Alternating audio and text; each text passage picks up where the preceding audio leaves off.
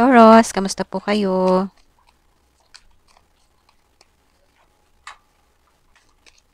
Welcome back to Kataos Intuition Tarot Reading.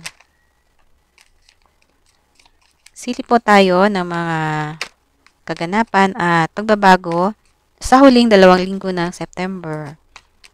Nawa po ay makapulot po tayo ng gabay at magandang inspirasyon sa magiging reading natin ngayon.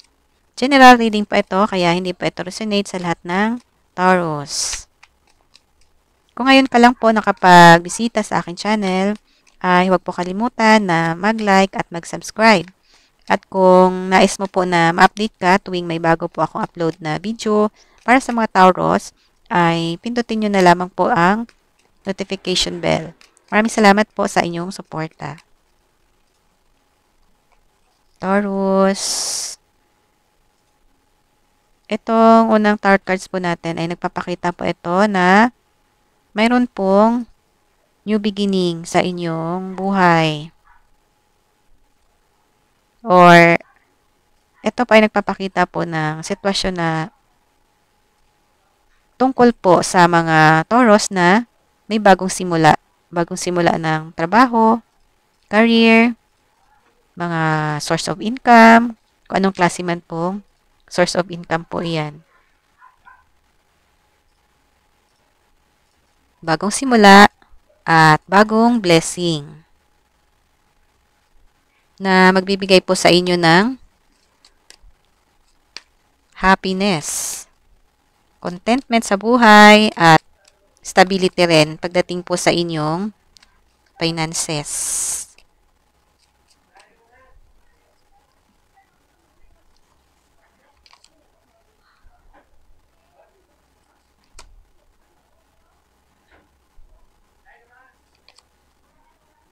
Ayan. Kaya, kung ang iba po sa inyo ay nagkaroon po ng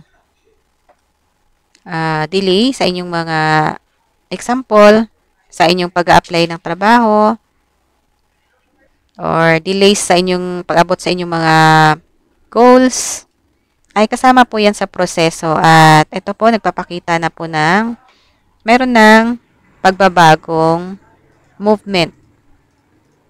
Kung ngayon po ay nagkaroon ng delay, itong mga nakaraang araw, nakaraang buwan, nakaraang linggo, ay ito po, nagpapakita po ito ng pagbabago. Kumbaga ay iikot na po ang sitwasyon. Magkakaroon na po ng magandang pag-usad papunta sa positive direction. At kaya po kayo magkakaroon na ng bagong simula. O baka ang iba po ay nagsisimula na po. Nagkakaroon na kayo ng bagong simula. Bagong project, bagong trabaho, bagong career. Sa mga nagpalit po ng career ay nandito po, nagpapahiwatig na po ito ng bagong simula. Magandang simula.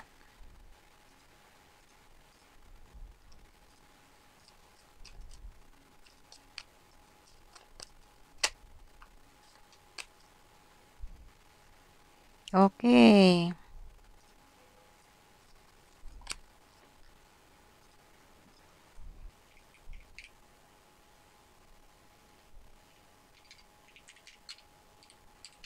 Ito po ay nagpapahiwatig po ito na talikuran po ninyo yung mga sitwasyon, mga bagay na pumipigil po sa inyong pag-usad po or pumipigil po sa inyong mga ginagawang aksyon. Kaya po kayo nagkaroon ng delay dahil ang iba po sa inyo ay nakakaranas po ng mga sitwasyon na parang na-stuck po kayo kung saan ay parang pinigilan po kayo para sa pag-abot po ng inyong goal. Kaya ito po ay nag-a-advise na talikuran nyo po yung ganon or iwasan nyo po ang mga sitwasyon na ganon. Kung ano man pong klaseng rason yun na pumigil po sa inyo at nagbigay po sa inyo ng delay sa pag-abot po ng inyong mga ambisyon, inyong mga goals. Sa inyong mga goals na magkaroon po ng magandang trabaho, magandang career, or magandang source of income. Kaya nagkaroon po ng delay. Kaya talikuran nyo na po yun. Kung hindi naman po, makakatulong sa inyo. At ito, nag-a-advise pa ito na sa panibagong simula na dumating po sa inyo or datating pa lang, ay siguro kung may chance po kayong pumili, ay piliin po ninyo yung mga career or job offer na resonate po sa inyong mga skills, sa inyong mga hilig, para mas may enjoy po ninyo ang inyong magiging trabaho. Kaya malamang ganun po ang mangyayari sa ibang Taurus.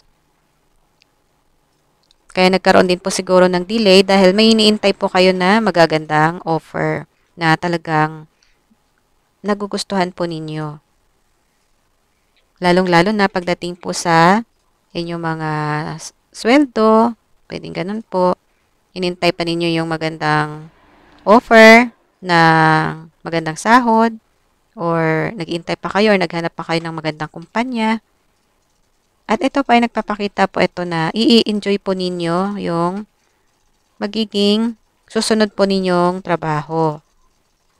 Dahil nagpapakita po ito ng kooperasyon, teamwork, at parang yung magiging kasama mo sa iyong trabaho ay mga supportive po sila. Ito po yun. Ayun. Kaya itong bagong simula po para sa inyo, mga magagandang opportunities as blessing po ni God sa inyo, ay magbibigay po sa inyo ng wish fulfillment po at emotional fulfillment din. At nagpapahiwatig po itong tarot card na ito na magiging maganda po ang inyong bagong simula pagdating po sa inyong trabaho o bagong project man yan, bagong business, bagong career.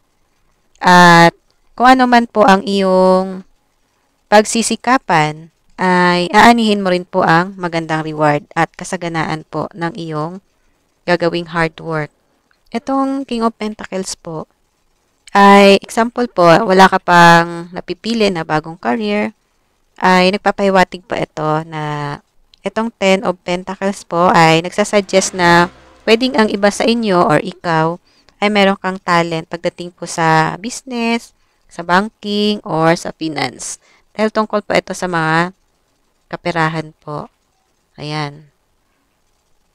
At nagpapahiwatig din po ito para po sa mga nagkaroon na ng bagong simula or magkakaroon pa lang ng bagong simula. Ay nagpapahiwatig po ito na malapit mo na pong ma-achieve ang iyong financial goals. At kung ano man pong klaseng goals ang meron ikaw, ito nagpapahiwatig po na malapit mo na pong ma-achieve. At ito pong Queen of Pentacles ay nagre-represent po ito ng success. At nagpapahiwatig din po ito na pwedeng meron ka pong talent pagdating sa business. Nagpapakita rin po ito na ikaw po ay practical ka na tipo ng tao at organized. Lalong-lalo na pagdating po sa iyong financial goals. At kung ikaw man po ito, ay nagpapakita po ito ng katangian na ikaw po ay isang confident at magiging successful ka po pagdating po sa mga business.